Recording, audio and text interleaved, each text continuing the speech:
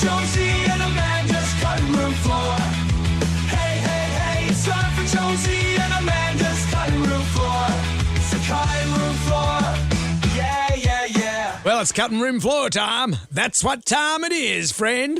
I don't know what you're talking like foghorn, leghorn. Oh, I kinda were they like two it. people, foghorn, leghorn? Right, I mean chickens, were they two different ones? Foghorn Leghorn was the one person. You're thinking of Yosemite Sam, but it was voiced by the same actor, Mel Blanc. I like how you call that giant chicken a person. But foghorn, there wasn't foghorn and leghorn. It was foghorn, Foghorn leghorn. Leghorn was, I say, boy, I say, and then, Miss Prissy, yes.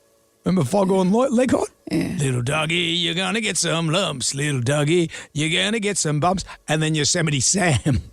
So this Yosemite is Sam was doing homework, was it? I paid to see a diving act. I want to seize me a diving act. These are all in your repertoire. That's the saddest thing I've ever heard, is that this is your material. Okay, someone's enjoying this podcast. Who is it? People that are listening to it, no doubt. I've been. So what did we get a hold of today you want to talk Well, about? this is something I want to discuss with you because it features in your life. An Aussie mum was left horrified after her son revealed his tattoo at the departure gate at an international airport. So the son's leaving, he's going to go overseas and sow his wild oats. And as he's leaving to the departure gate, he rolls up his sleeve and goes, "Have a look at this, Mum. I've got me a tattoo." And why was she upset? Well, because you're a mother of children. Would you be happy if they came home with tattoos? Well, interestingly, and I know what you're referring to, is that the night before my son went overseas last year, I gave him the usual lecture about don't experiment with drugs, don't do things that can affect you for your whole life, etc., etc. And he said, "There's something I need to tell you." I thought, oh no, has he had a drug episode? Don't What's tell me happened? he's already done it. Well, he showed me a very small tattoo on his hip. And I thought, oh, thank goodness that's all it is. Because really, it's no big deal. It's not a big thing that takes up his whole face or any of that stuff. Yep. A very small tattoo on his hip that had some meaning to him. And I said, look, I don't care. And I actually was quite delighted because I knew very well he'd set the story up because I was anxious that he was going to tell me a drug story and instead it was an easy tat story. You were delighted. I have a Delighted it was only a tat. I have a confession to make. Jack revealed to me that tattoo some time ago before you. Before he told me. Before he told you. At my own son's. What were the circumstances of that? It was at my son's 20th birthday party. Do you remember that? You couldn't make it. Jack came round. So we're having a few drinks. And I said, "How you been?" And he goes, "Have a look at this." He revealed to me his tattoo on his hip. Why did he show you? I don't know. And I said, "Oh, great." And then I agonised about telling you or not. I didn't know So whether you to knew mention. before I did. I knew before you did, but I had to keep his secret. He said, "Oh, don't tell Mum." And I said, "Well, okay, yeah, I'm not going to tell your Mum."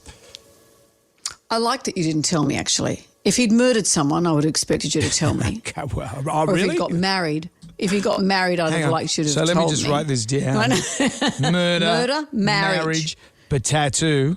But the kids these days, everyone's got a tattoo. Back in my day, no one had tattoos. Only bikies and sailors had tattoos. Now everyone's got tattoos. I got a mate that used to be in the Hells Angels motorcycle club, and he's got the Hells Angels insignia on his neck. And he was saying to me, and he's had that since he was 19. And he said to me, I was at the barista and there's a kid who's got a big skull tattooed on his neck. He goes, how do you look tough anymore if the pencil neck kid at the barista, he's got the tattoo on his neck? Well, what is the new image of looking tough? What is it? I don't know. How do you look tough? How do you look tough if everyone's got tattoos? Who's the tough guy? It's hard to pick. When you think about it. Who are the toughs? Well, They're the the ones toughs. who still sit up the back of the bus smoking. They're the toughs. Because all my kids, except for Dominic, have got tattoos. And I didn't think my daughter had a tattoo till one day I caught her in the laundry getting changed and I noticed that she had a tattoo on her hip. Have you said anything to her? Well, I said, hang on. And she goes, Dad, get out. I'm going, well, hang on, what's this? And it's a sweet pea on her hip. Oh, because that's what you call her. And she said, but that's what you call me. And I said, well, and you got no comeback from that. No, that's right. Yeah. And then my son, Morgan, because he said to me when he was about 16, can I get a tattoo? And I said, mate, when you're 18, you can get a tattoo. Okay, you're not getting one before you're 18. That's what it. And he went, rightio. I got to 21 and there was no tattoo. And I thought, we've dodged the tattoo bullet. Then one day he comes home and he's got this giant tattoo on his leg of a bear. And I went, hang on, I thought we missed the tattoo boat. And he said, no, I was just Did you used to call him Bear? No. No, I didn't. I don't know where you go, big grizzly bear. And I said, hang on a minute. Well, I didn't think you were getting a tattoo. And he said, no, I was waiting to save up for the right amount of money for it so I could get a good one. And then he rang me from a building site he was working at, and a tile had fallen off the wall and pierced his tattoo he had to go to the hospital. And he said, and it's ruined my new tattoo. And I went, oh, what a shame. What a shame that is. Do you remember what the Obamas did, Barack and Michelle Obama, when their daughter was younger and she wanted to get a tattoo? They said, all right, well, how about we'll get the same tattoo as you. So we'll come along with you and get exactly the same tattoo. And she never mentioned it again. That's a great idea. Yeah, because as a friend of mine says, when you're young, it's like drawing on a pencil case. The stuff you'd have put on your body is the stuff you'd have put on your pencil case when you were 15. When you're 20, 25, does it still define you? Yeah. It's hard to think of one image when you're younger that you will love forever. I don't understand the neck tattoo. You know, the full neck tattoo. Because there's no hiding that. And it looks like a neck brace. It actually looks like they're wearing one of those neck braces. I don't get that. Well, as they get older, it's going to have to be cravat season all year round. And we were scared our parents would see love bites. Yeah. Maybe Matt Crab Preston. It's got a giant neck tattoo. It's not a cravat at all.